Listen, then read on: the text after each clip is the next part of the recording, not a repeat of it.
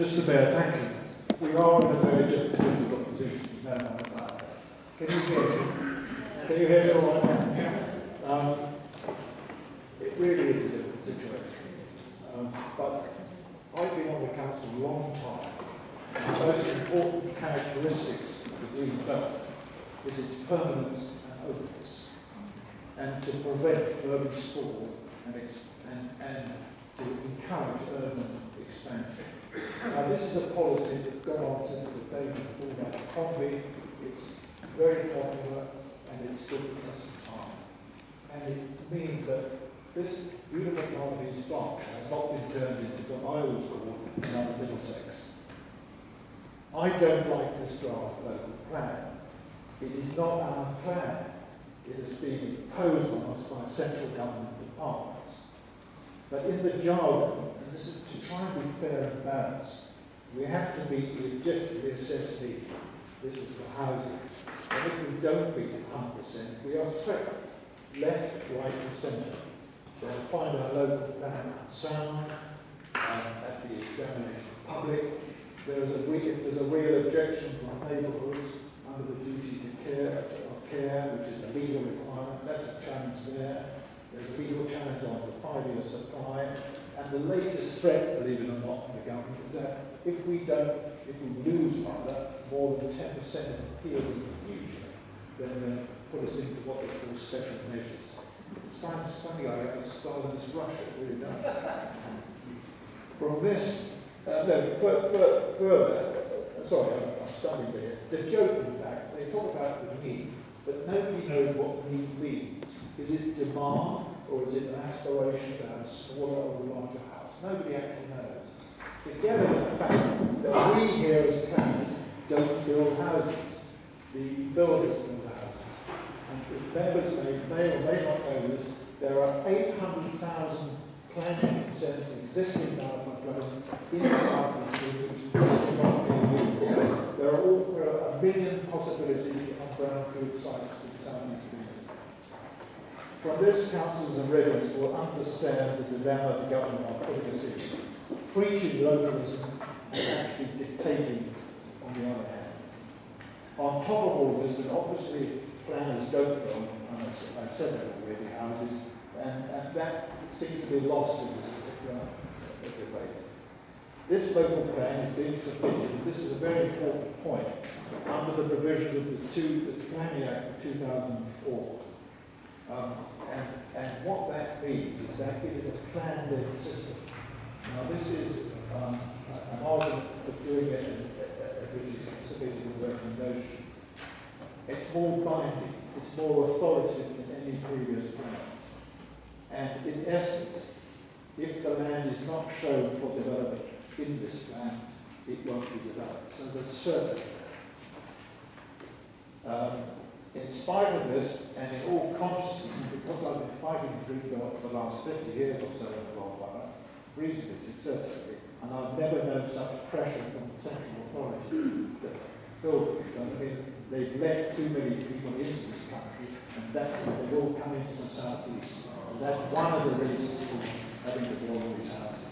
And actually, building houses doesn't have a great effect, because there are 23 million houses in existing. They want to build between 250 and 275 over the next 20 years, and that's another quarter, 25% more houses, which is ridiculous to say, which are absolutely statistics. But what I was going to say is that in all consciousness and belief over the last 50 years, I think the Green Belt is sacrosanct. Now, incidentally, the community secretary, what's his name, Jarvid, I won't get this wrong, Sadiq Jarvid, said in the House of Commons on the 18th of July that Green Belt is sacrosanct, and I think it should be. And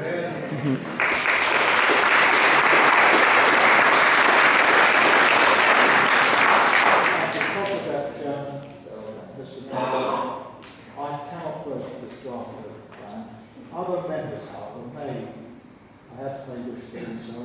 They may be more pragmatic or even clever about it. And they may decide otherwise. But the leader has given us a free vote. That is something we promised us all and tonight. But it's such a dilemma. It's very difficult to judge. You could argue the other way, contrary to me saying, hold on to the nurse. Thank you, Councillor. Hold on to the nurse for fear of something worse.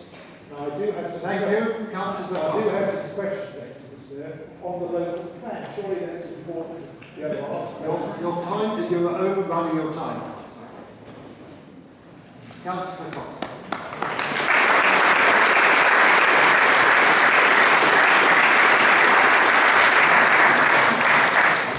Right, I'm going to challenge a few of the points that Councillor Hilton has made. But first, I'm going to start by saying myself and all independents want to assist the Council in making the sound plan that will benefit all. People, businesses, the environment, and our amazing assets in all areas. I'm really concerned about the flawed process that seems to be hindering democracy here. Late reports, absent reports are not conducive to good decision making. We've got a agenda report provided 6 days ago, the Borough Local Plan Regulator 16, only yesterday. We've got some missing reports. And this report hasn't even been scrutinised. Hasn't even been scrutinised. That's to come. Afterwards, after we voted, huh? So there were damning comments in the sustainability report appraisal to question the sustainability of some of these items in the Borough Local Plan. Greenhouse gas emissions in the borough will subsequently rise, it says. We're going to be building on flood zones 3A and 3B. Air quality is known to be a serious issue for local human and environmental health. That's what the report says. Residents may suffer the adverse effect of poor air quality. We're going to have a loss of soil resource for food production and an increase in recreational pressures. So we need more, not less, garden centres like Squires and Wyveld to provide care, which cares for the needs of the young and old, able and less able. The lack of consultation means evidence prepared to justify this borough local plan is incomplete and in some cases inaccurate.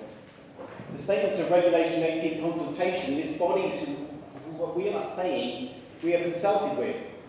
But transport providers tell me that the local council does not fulfil its duty to cooperate. For example, section 110 of the Localism Act, which says they should actively and on an ongoing basis consult to maximise the effectiveness of the local plan. We haven't done that. Our statement is flatly contradicted by nearly all the borough's neighbourhood planning and development groups, parish councils, residents and interest groups.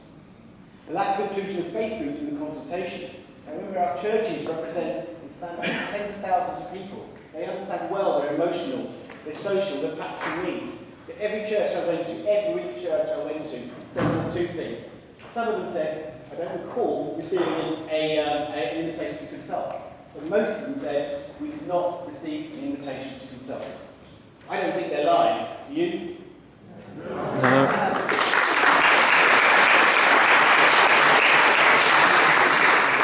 Now, our wonderful borough was once at the vanguard of big society, leading the way in localism, and in 2011, receiving frontrunner status and funding of £200,000. Now, that funding, working with the Labour Plan Group, generated 6 years of expertise and deep consultation with members of the public. Yet we have ignored them, ignored their work. Why? The Labour Plan Groups, to come back to Councillor Hilton, have expressed great concern about the borough local plan. This is the Windsor Group. 50% of the policies were declared strategic and would therefore override the neighbourhood plan. Instances where local policies were made within neighbourhood plans are being ignored by the borough, particularly there's conflict over green belt areas and the sites for housing. Their comments, the infrastructure needs are not being sufficiently addressed. The infrastructure delivery plan should be equally complete as the borough local plan, otherwise it's not a plan.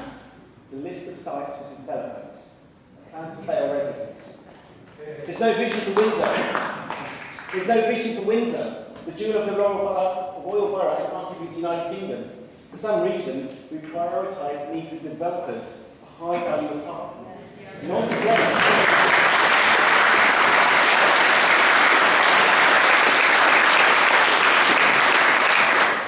addressing the wider spatial infrastructure issues, the transport and traffic issues, and the commercial needs in the context of historic assets. But now our leaders seem to be playing Russian roulette with this. Get this, initiated by the residents of the neighbourhood plan groups, the Department for Communities and Local Government has said they will help us and pay the professional support package to help us integrate the comments of our neighbourhood plan groups, the DCLG would have helped us succeed. We could have followed our mantra of residents first, listening to these residents' groups and taking up the offer from the DCLG. But sadly, this report gives us no options. What our residents want, what your residents want, is for you to listen to them and to put forward the best local plan for all our communities as possible. And with the help of the DCLG, and to take a step back and think again. But instead, because of the lack of options, we have to reject this proposal.